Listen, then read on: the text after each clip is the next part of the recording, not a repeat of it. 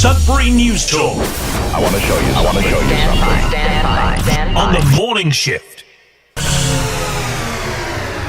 Anything could happen. Sudbury News Talk on the morning shift.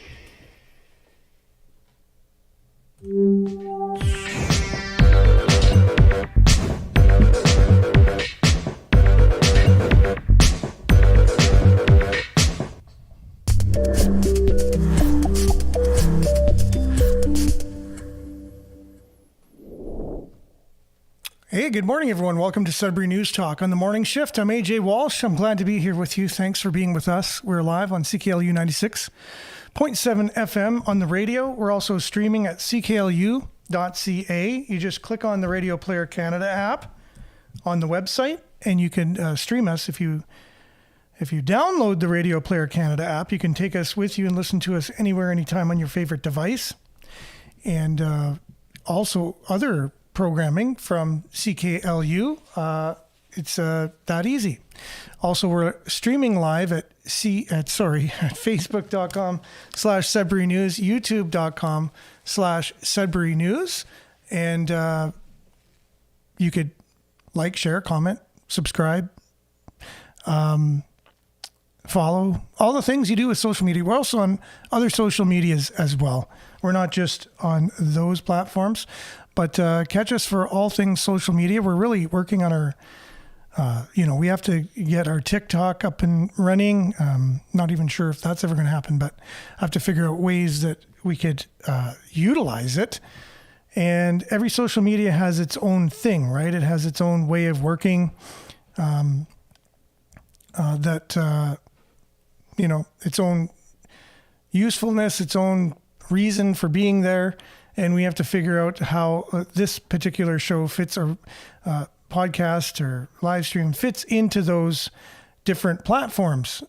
So we just gained about 200 and some followers yesterday through the story of the photo radar speed cameras that are going to be coming to a street near you. So if there's any new viewers that have not known about the show, welcome. And all of our regulars, welcome to you as well. We got a great show planned for you. And the deep dive today will be into the news stories that are coming out of the, what's the headline here we'll get to very shortly is from Global News. If I could find it here. It is that the Interior Health drops all COVID-19 rapid tests at facilities. We've had a few listeners or viewers sending me emails over the past couple of days showing that this is indeed happening. They're dropping the PCR tests, and they're saying they weren't effective, so they're not using them anymore. And to many of the people on this show, including myself, from day one, we knew that the person who invented the PCR test himself said that it should not be used for this purpose. Also, that masks, there was no scientific evidence that masks worked, and that is now the case 4 years after. We had to go through all of that. Evidence is coming through. Also, that the experimental solution to the problem also causes all kinds of health issues. There's all kinds of reports now coming out, in the mRNA report study came out of, I believe it was Montreal, Canada nonetheless. So Florida jumped all over that and basically said, that the report proves that it causes all kinds of complications and health issues.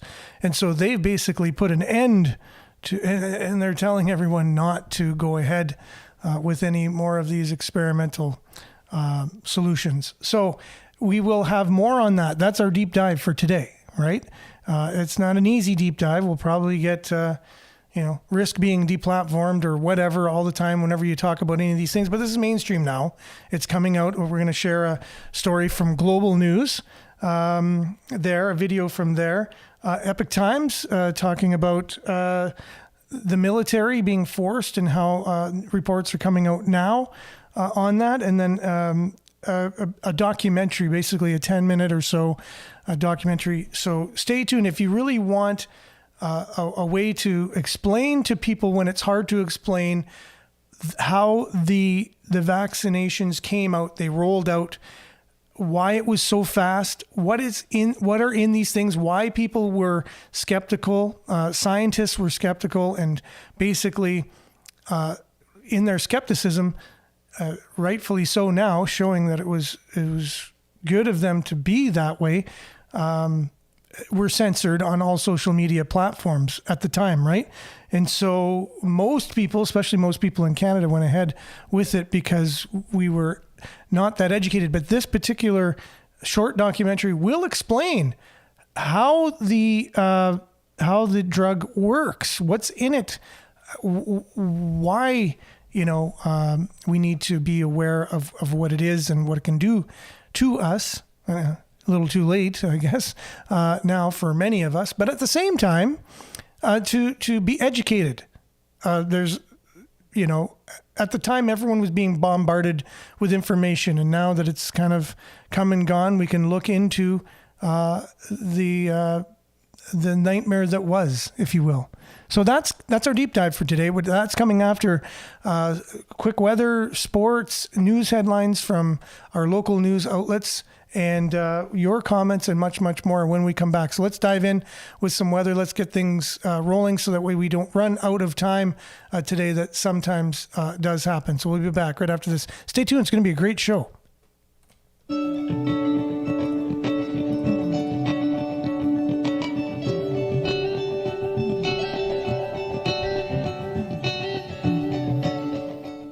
Sudbury Weather brought to you by SudburyWeather.ca. It lands on our Sudbury.news website. For all things weather, visit SudburyWeather.ca. Currently, it's minus 12 degrees. It feels like minus 14. Apparently, there's light snow.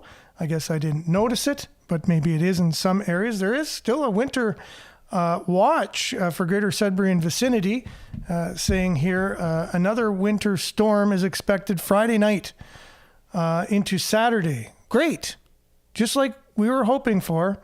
Heavy snow, total snowfall accumulations again, 15 to 30 centimeters possible. Peak snowfall, 2 to 5 centimeters at times. And strong gusts of wind will result in areas of blowing snow. Seems like ditto to what we just went through. The timing is Friday evening to Saturday evening.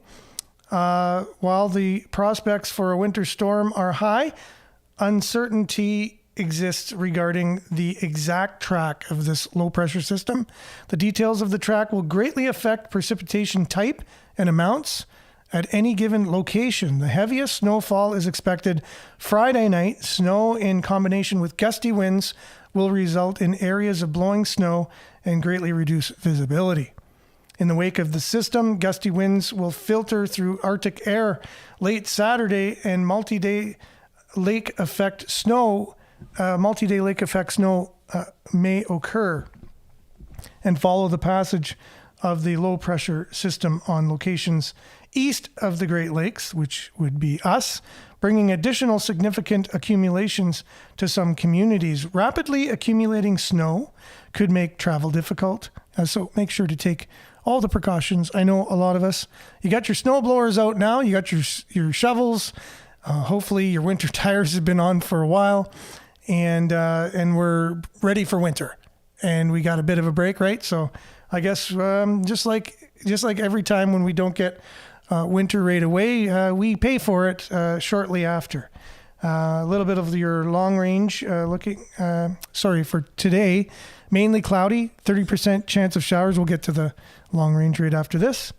30% chance of flurries. I said showers again this morning. Wind up to 15 kilometers per hour. High of minus 10. Wind chill minus 19 this morning and minus 13 in the afternoon. Tonight, clear. Wind up to 15 kilometers, so mild. Minus 18 is the low. Wind chill will feel minus 17 this evening and minus 23 overnight. It is going to be rather cold. Friday, sunny. Increasing cloudiness late in the afternoon. I knew looking forward a couple days ago into the forecast when it said sunny, I said, I don't think so. I don't think we're going to have a completely sunny day here. And here you go. There's calling for another storm, just like we had yesterday and the day before. So Friday, sunny, increasing cloudiness late in the afternoon, wind mild, and high of -12, wind chill up to -22 in the morning, -15 in the afternoon. A look at long range here, forecast. Saturday, snow, -11. Sunday, cloudy, -12.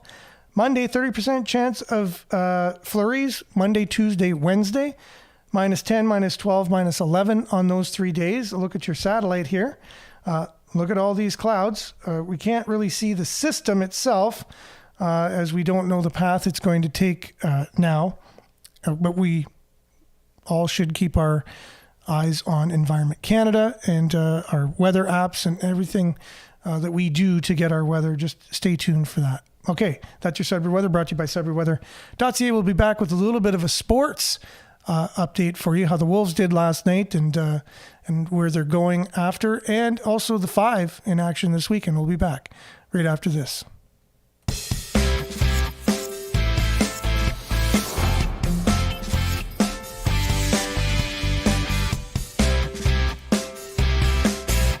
Yes, your Sudbury Wolves were in action last night, and they were facing the Mississauga Ice Dogs, who at the time were nipping at their heels, 3 points behind them.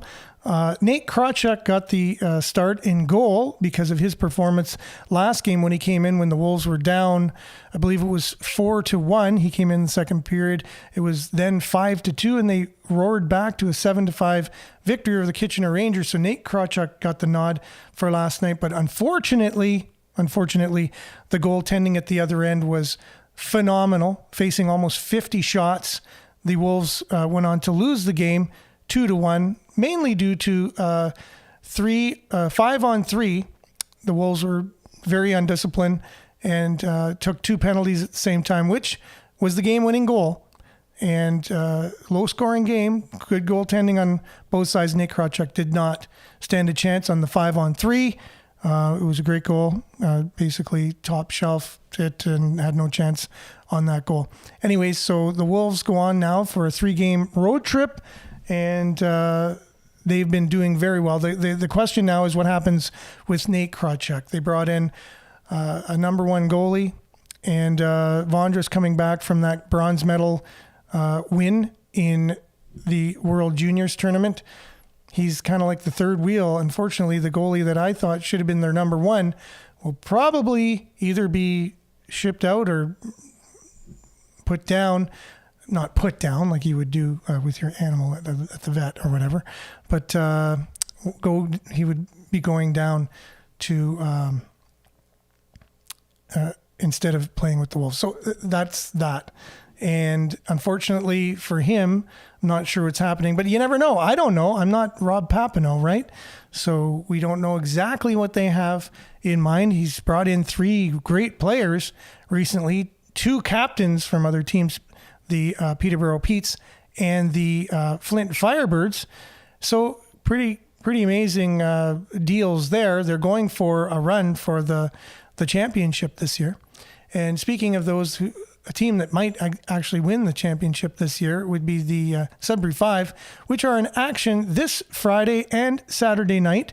So make sure to get out and support your Sudbury 5, where the arena transforms into a basketball arena, and it's a whole different vibe.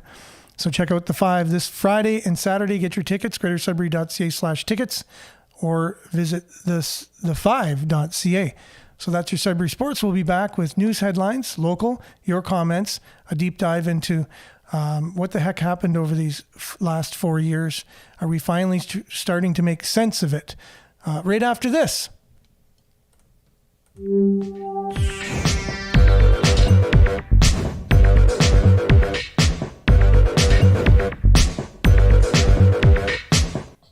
Okay, and we are back, and welcome to all those who are newly joining us for the first time, as we shared the story yesterday about the photo radar traffic cameras that are going to be coming out, and the list of the priority streets and areas that City Council deemed important on a scale of, they rated it with a number system. And I think, I don't know how many it has now. Let's see where it is, but there's like something like 700 shares or something on it. Let's see where we're at. But anyways, we've had so many more new followers due to that, and I'm expecting some of them might be checking out the show for the first time today, not surprisingly. But as we wait for this to load, let's see here. Okay, so as of right now, yeah, I knew that would pop up there. So 804 shares, 412 comments, and 212 emojis. And like I said, we had over maybe 250 new followers just yesterday alone. And it kind of surprised Facebook, I'm sure, because I kind of don't do something for a while. I just leave everything and they do their thing.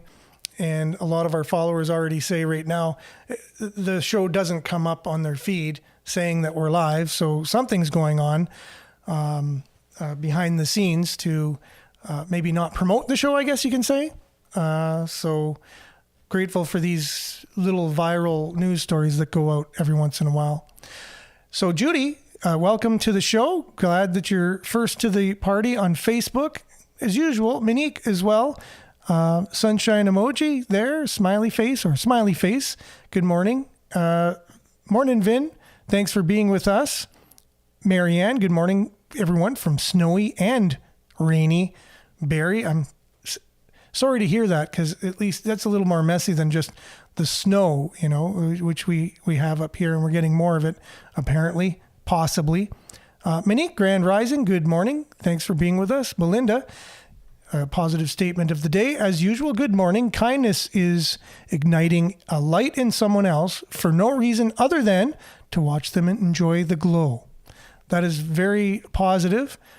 And even though a lot of things we cover on this show tend to be critical of those who are in positions of influence and power, not only in our city, province, country, world, it is out of love. It is because we want to all have as good of a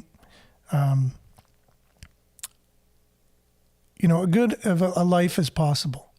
And that's really what it boils down to. We're all human. We're all in this together, as the hashtag said a few years ago for a different purpose. And we'll talk more about that coming up. But we are kind of all in this together. It was hijacked as usual from various nefarious people.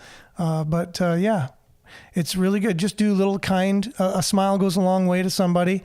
An ear when they need to have someone hear what they're going through, we're all fellow travelers on this sojourn of life. Garage sale signs should be placed strategically in front of speed cameras. Oh, that's funny. That was from Vin.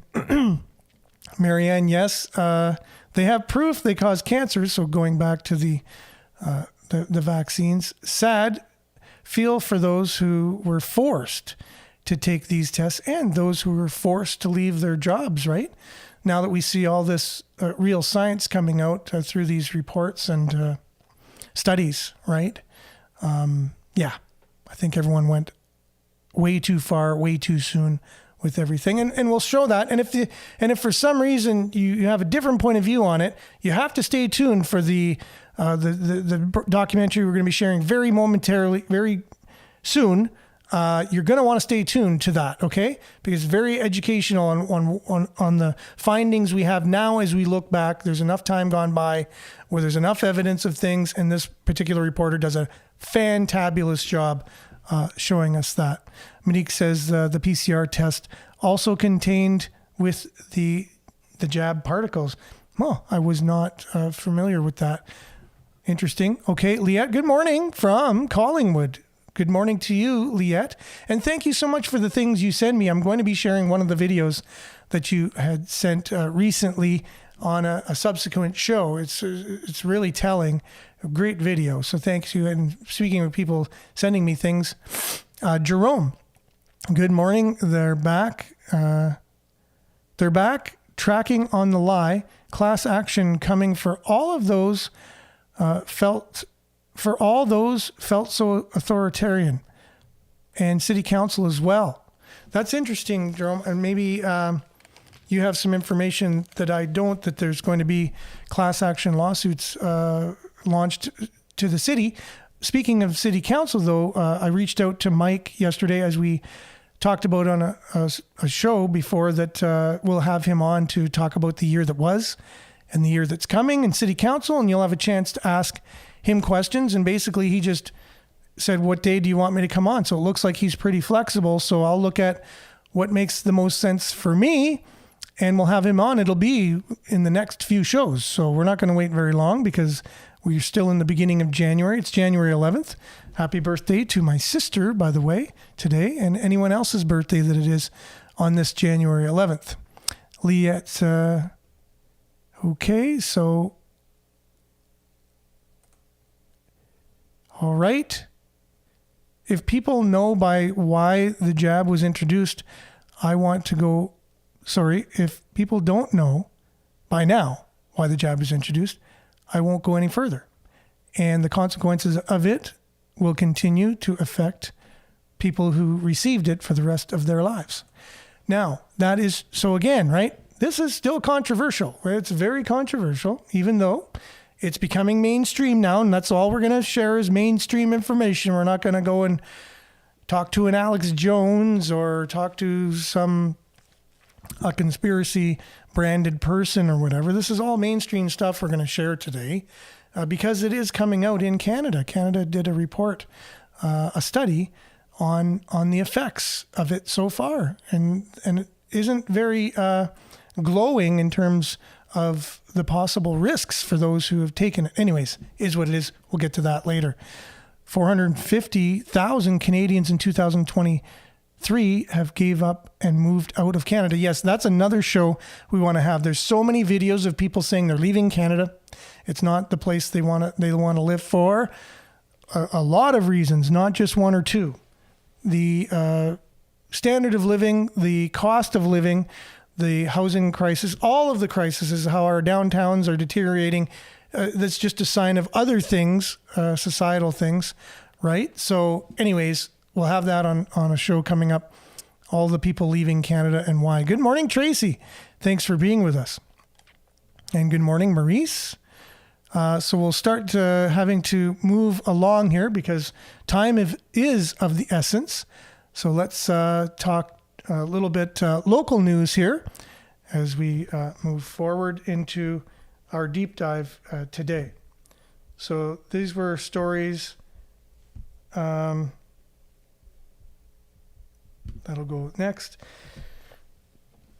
So 58% of Northern hospital workers dread, this is from yesterday's Sudbury.com, 58% of Northern hospital workers dread going to work due to staffing. And this, again, was something that has never been talked about in mainstream news about our shortage on staffing in our hospitals and other medical related establishments like long-term care. Like there's a shortage. Why? Well, do you remember back when there was a mandate and if they didn't take it, they lost their jobs? And so there's reports of up to 1/3 of the staff of, the medical industry left. However, you don't hear any of this when we're talking about the shortages in staffing. You just don't hear it. And why don't we? I just don't understand it. There's not one reporter that knows this information. Like, don't you think that might have affected the amount of people working? And then a staff shortage, if 1/3 of your workforce leaves, do you think that possibly could have had even a slight effect on the staffing, right? Even just a little bit. Have you heard that, people had to get the vaccine? City workers had to, right? So how many people left the city because of that and lost their jobs, by the way? And in the medical community also, how many lost their jobs? Again, reports of up to 1/3 of the workforce. But no mention. No mention that that has anything to do with the staffing. It's all because, they're not paid enough. They're overworked. The new Canadians coming into Canada aren't recognized with their schooling that they had in whatever country, and they need to be fast-tracked, they come to this country. People from other countries come to this country for our education. We see it right here in our city. They're here in this city because of our education, because where they are from, it's not recognized as much as here, because in their countries, they can actually, it's not as cut and dry as here. They could actually pay someone off for a degree or a diploma. It's kind of like the way it works.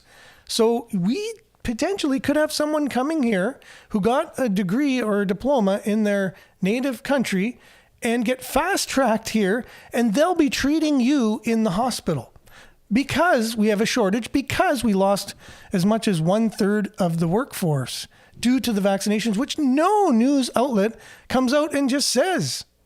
Why? It is the truth, right? The segment they're going to be playing a little bit later, the title of the news show is Truth Over News, which I thought was interesting. We talked about that before with the gentleman who was testifying at the National Citizens Inquiry. And he showed how the CBC was basically not reporting true information.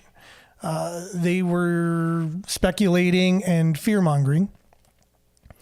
And how it was more opinion. They weren't sharing true stories, like the truth about things, facts. Anyways, it is what it is. So, poll: 58% of northern hospital workers dread going to work due to staffing issues. Again, you look at this story. Not one mention that it's due to how they handled things back with the mandate. Now, speaking of many, many people coming here for education, our college and university, I don't think would be operating without it. That was the saving grace for these two institutions, or three institutions we have in Sudbury: Boreal, Cambrian College, and Laurentian. So here's a story here. Gova Transit boosts aims to address at-capacity bus issues. With public transit numbers reaching record-setting heights in recent months, some users have been left waiting for the next bus due to passengers being packed like sardines. The city is reportedly working on addressing the issue, with service levels increasing to allocate more buses to effective routes during peak times, and other options being investigated this year. Now, can you ever remember a time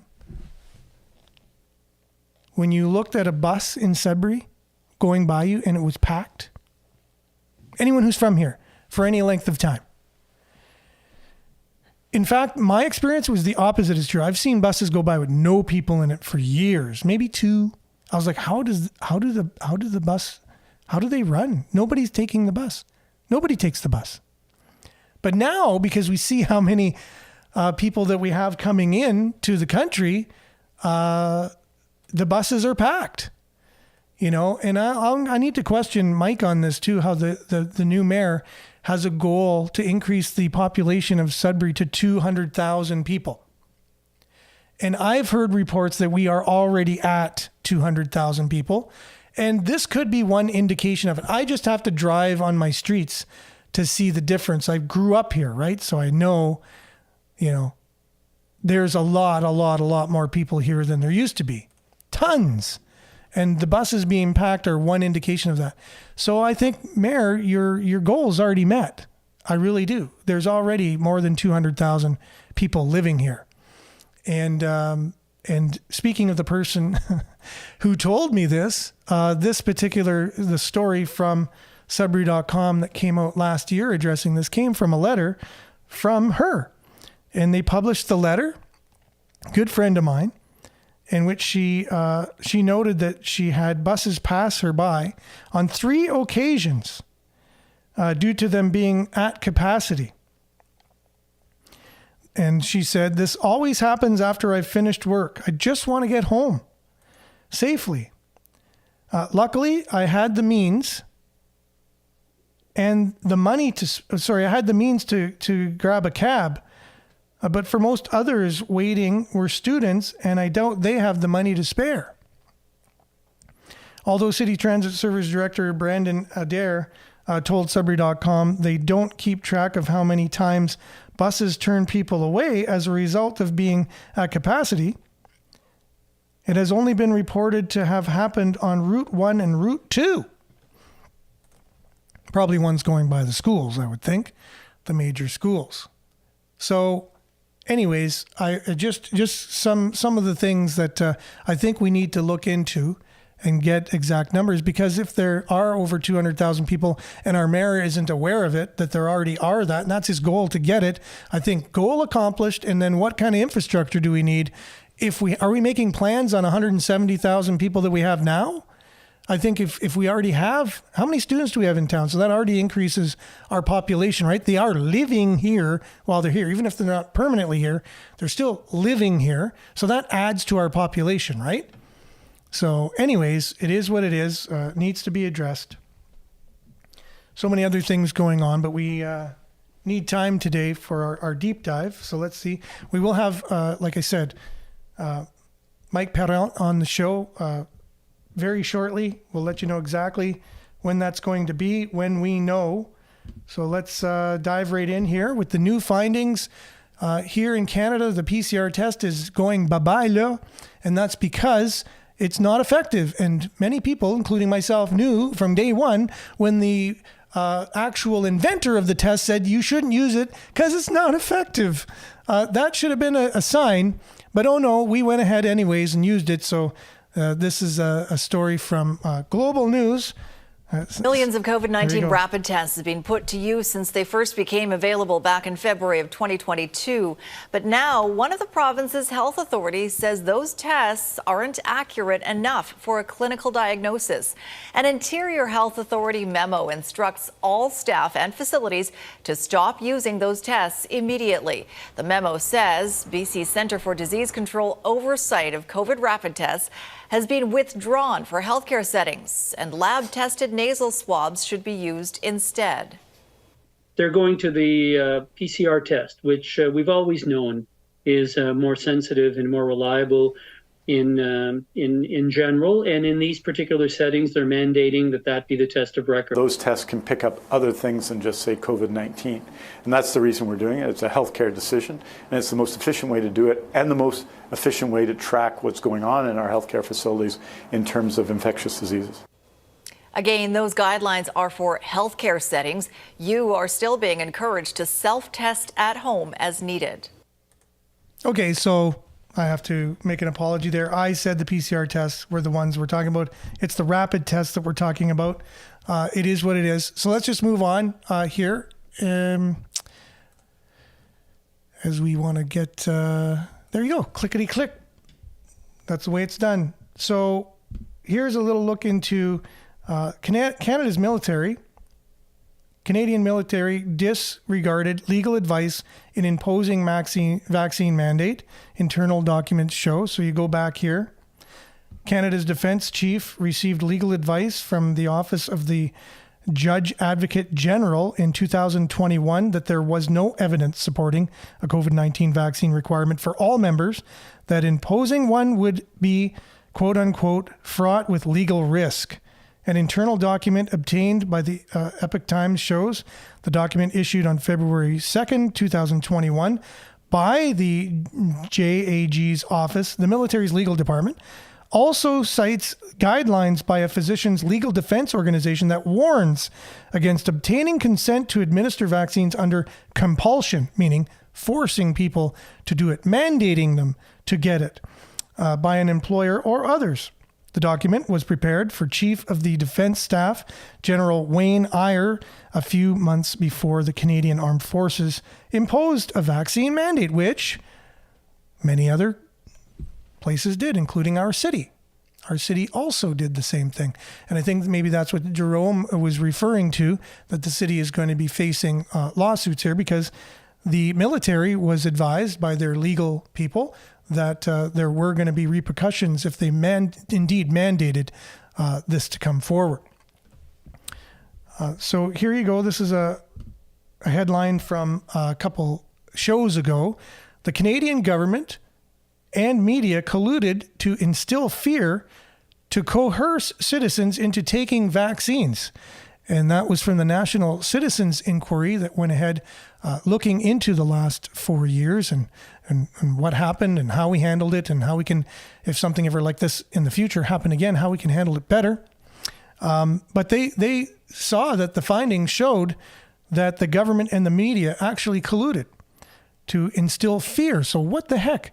So some people were being mandated. The government said they never mandated, but they definitely made it so that way they left the dirty work up to employers to be able to do this. Right now, employers are going to be on the hook for these lawsuits, including the city of Greater Sudbury, because they still to this day hold very. They're digging in their heels on this one and saying, yeah, you still should be doing these things. And even though it's not mandated at the point, they really do feel that the future is, get up to date with your vaccines. That is the future they see, and they want to continue to believe that. Now, let's look deeper into what began all this. Or what were we being, what was given to us? Where did it come from? Why was it used? Who was behind it? Here's investigative reporting at its best. And so make sure if there's anything you see from this show, this is what you definitely want to watch. So without further ado, let's dive right in. Have you ever wondered what the real purpose of lockdowns was, or why they weren't immediately ended once it became obvious that they weren't working? In other words, why did 15 days to slow the spread keep getting extended? And then once lockdowns were eased, mask mandates took their place everywhere, despite the fact that all the evidence said that masks don't work. Why did that happen? And why did every single institution, from government to the media to universities and big tech, not only push lockdowns and masks, but also censor anyone who didn't obey? Well, it might all have to do with the so-called mRNA vaccines. January 13th, 2020 is a very important date in the sequence of events that brought us lockdowns, masks, and the experimental so-called vaccines. January 13th, 2020 was a Monday. The previous day, the Kansas City Chiefs had won their divisional round game on their way to winning the Super Bowl a few weeks later. The stadiums were filled to the brim and no one had a care in the world about a mysterious virus that had recently leaked out of the Wuhan lab. In fact, a day later, on January 14th, 2020, the WHO announced that this new virus didn't even transmit from human to human, so nothing to worry about. Well, while people were happily going about their lives and the WHO was claiming that all was well, someone did something very strange, something that doesn't fit at all with the idea that everything was fine. And that someone was Anthony Fauci. We unearthed an SEC filing in which pharma giant Moderna admits that on January 13th, 2020, Fauci and Moderna agreed to go ahead with mobilization towards manufacturing the so-called COVID vaccines on a mass scale. Wait a minute, how's that even possible? January 13th was a mere 13 days after information leaked via Taiwan that there was a new virus in China.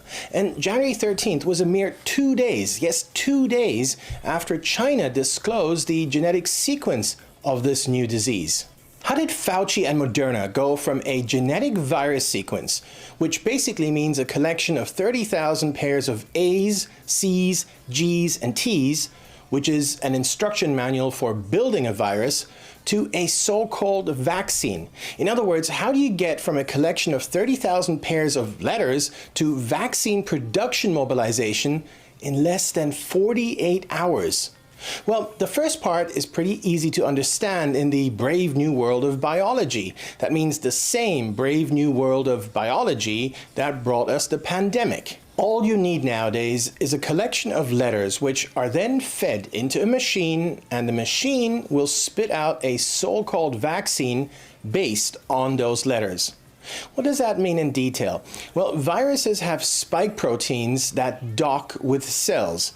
In COVID, that spike protein has the infamous furin cleavage site, which makes the virus so virulent and pathogenic in humans. What this new mRNA technology does is that it introduces messenger RNA, hence mRNA, into the body. The RNA is a sequence of letters that corresponds to the virus's spike protein. And the messenger part, well, that means that a message is passed to the body on how to build that spike protein via the RNA. Okay, so once the mRNA is introduced into the body makes this foreign spike protein. And then the body's immune system recognizes the foreign spike protein as something that's not right. And it learns how to produce antibodies for that spike protein. And then if someone catches the actual virus, the immune system is already trained for the virus's spike protein, and it can immediately respond, thus making sure that you don't get sick. Well, that's the theory anyway. The second part, meaning the immediate mobilization on January 13th, 2020 to make this stuff in huge volumes, well, that part is a bit more complicated. And this gets us to the issue of why COVID was so important to the mRNA crowd, by which we mean both the pharmaceutical giants and people like Fauci, who staked his entire career on creating super vaccines super fast. mRNA technology was developed in the 1960s and 70s, but it wasn't deployed because RNA is inherently unstable. Unlike DNA in humans, which sits on a double helix, meaning two intertwined strands, RNA only sits on one strand. But viruses use RNA, not DNA, so the challenge was to make RNA less volatile. Recent advances in nanotechnology meant that the RNA could be packaged in fatty bubbles where it would survive until it reached the inside of human cells. Completion of that technology, called lipid nanoparticles, was only accomplished in 2018. And the timing is extremely important here. So in 2018, drug companies and people like Fauci finally had the keys to their promised land, a way to get mRNA inside human cells. But what would give them an excuse to do so on a large scale? Previously, an mRNA drug had been developed against Ebola, which, with the new nanoparticle technology, could have potentially been delivered into humans. But Ebola is a disease that does not infect millions or billions of people like, say, COVID. It's also mainly found in Africa, which isn't exactly a lucrative market. And there was another problem. Although by 2018 pharma companies had the technology to deliver this stuff into human cells, there were no long-term safety studies. And there were other problems as well. So-called mRNA vaccines can cause a lot of havoc in the human body. Without getting too technical, if a human cell is tricked into making these virus spike proteins, something else happens other than the body learning to make antibodies. And that is that the immune system also attacks the cells that are making this foreign spike protein. That is why it is so important that this mRNA stuff does not get pumped into your bloodstream, where it can spread to every part of the body. Because if it, say, spreads to the heart, and if heart cells then start making the foreign spike protein according to the mRNA instructions, well, then your immune system will start attacking your heart. That's very bad, and we've obviously heard of many instances where exactly that has happened. So this mRNA stuff is only supposed to go into muscles, and it is not supposed to be injected intravenously, meaning into veins. Well, sometimes things go wrong. But let's assume they don't go wrong and the mRNA shot just goes into the muscle in your arm. Okay, so the muscle makes the foreign spike protein and the human immune system makes antibodies as well as attacking the muscle. So you get a bit of pain in your arm, and that's that. Well, ideally, yes, but this is where it gets really bad. It was known right from the start of COVID that intramuscular vaccines, that means vaccines that are injected into muscles instead of veins, cannot induce immunity in airways. But airways is how COVID spreads. To put it simply, mRNA vaccines were, by their very nature, never able to stop the spread. It was always impossible, both in theory and in practice. Yet that was the excuse used to force everyone to get injected with mRNA to stop the spread. A paper that appeared in Nature magazine last month spells it out in stark terms. Intramuscular vaccines cannot induce immunity in the mucosal tissues of the airways, which is the site of SARS coronavirus 2 entry. So, despite the discovery of the lipid nanotechnology in 2018 that allowed delivery of mRNA into the human body, there were still a lot of problems. Safety, effectiveness, damage to other body parts, long-term effects, and so on. There's no way that this mRNA stuff would have been approved for repeated use in billions of people, and certainly not for a very, very long time. We're talking many years of testing. And then the end result may have been that the mRNA technology would have been deemed to be too unsafe to be used widely, or it would have been found ineffective. Well, the drug companies didn't want to wait or risk rejection, and neither did Fauci. So when COVID appeared on the horizon, they immediately jumped at the opportunity to use COVID as their vehicle for pushing mRNA onto the general public. We were the guinea pigs, all of us. There's no other explanation that fits with the fact that Moderna and Fauci were locked and loaded on January 13th, 2020. We can also add this little clip from the World Economic Forum, where the CEO of Moderna, a man called Stefan Bancel, told everyone that he knew that there would be a pandemic. So the great news versus 2020, where we are today, is we have manufacturing capacity. As Seth knows, when the pandemic happened, Moderna had made 100,000 doses in 2019 for the whole year. And I remember walking after Davos into the office of my head of manufacturing, and I say, how we make 1 billion doses next year? And he looked at me a bit funny, say, what? I say, yeah, we need to make 1 billion doses next year. There's going to be a pandemic. You heard it, straight out of the horse's mouth. We need to make 1 billion doses next year. There's going to be a pandemic. Now, does that mean that Moderna knew that the Wuhan lab had leaked COVID into the world? We don't have any evidence for that. It's more likely that with the development of the mRNA delivery systems, these guys were all itching to release their supposed wonder drug and were just looking for any excuse to do so. As we said earlier, all they needed was the virus sequence, which they fed into a machine, and like magic, there was the mRNA, just waiting to be deployed. But how does one circumvent the need for proper safety testing?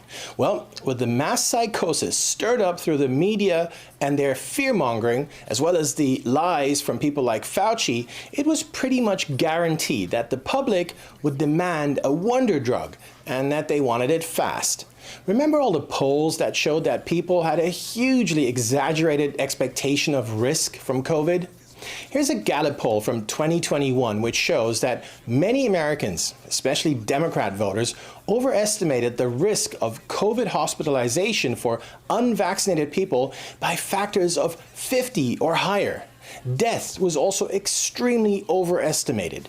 This was the level of hysteria that was cooked up over months, and it set the framework for skipping long-term testing and for the super fast rollout of these so-called vaccines.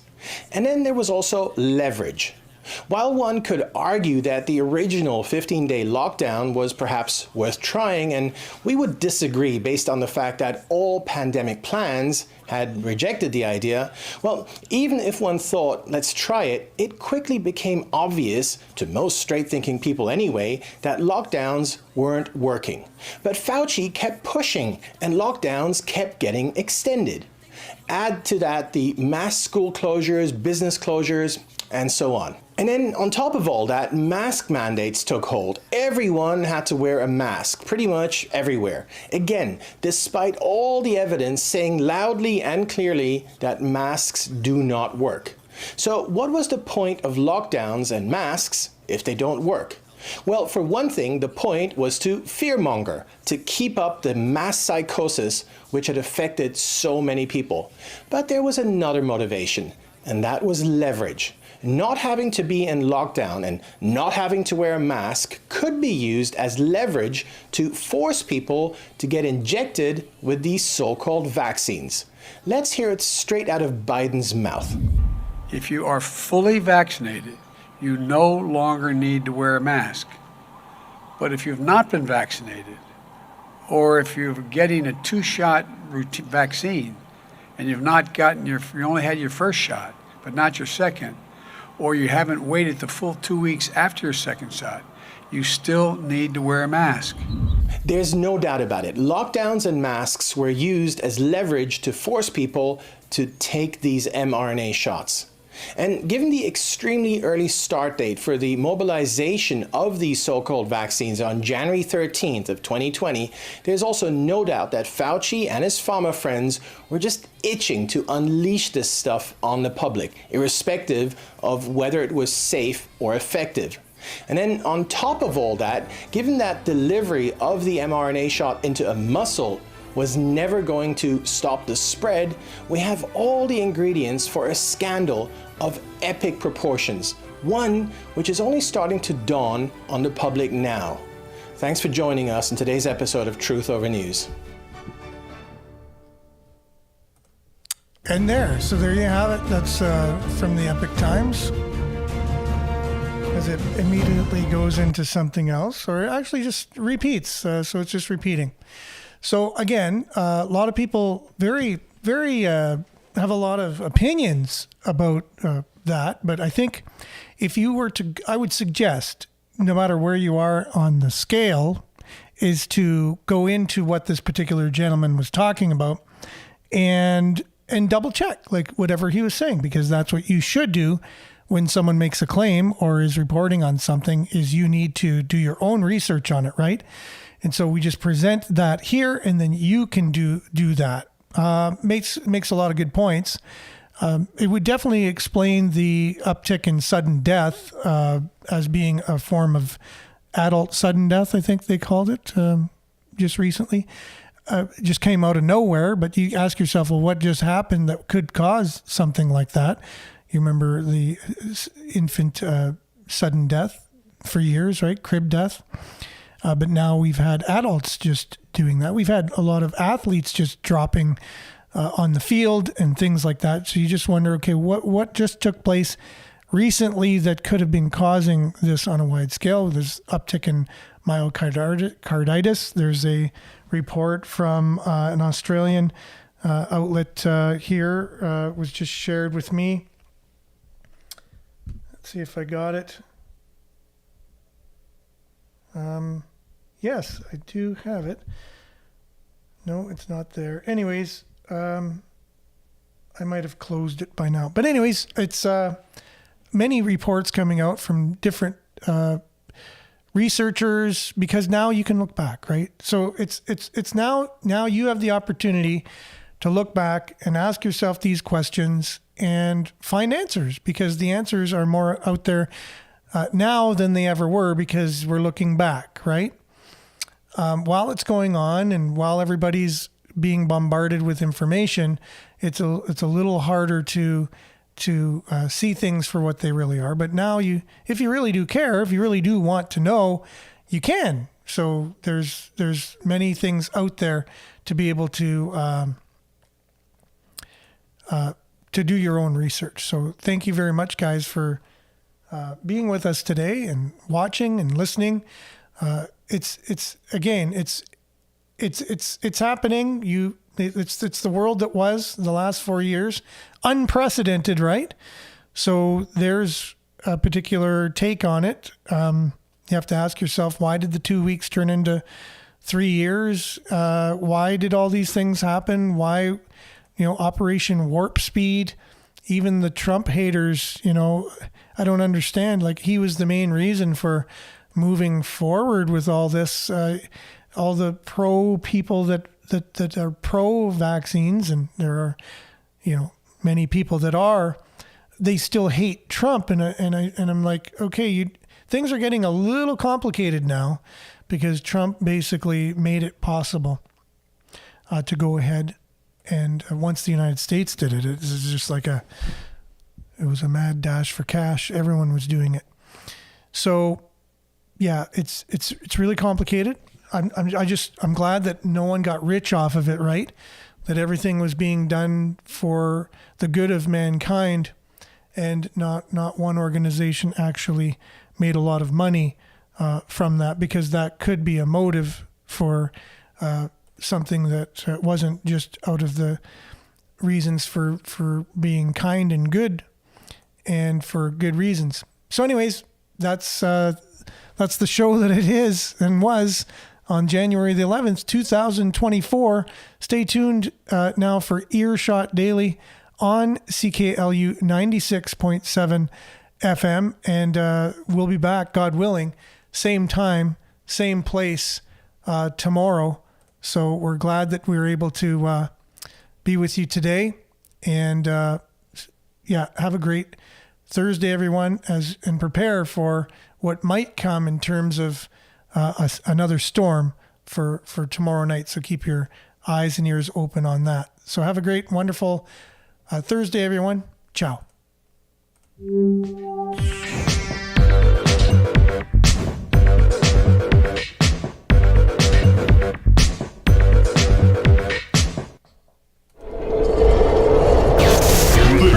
This is Sudbury News Talk.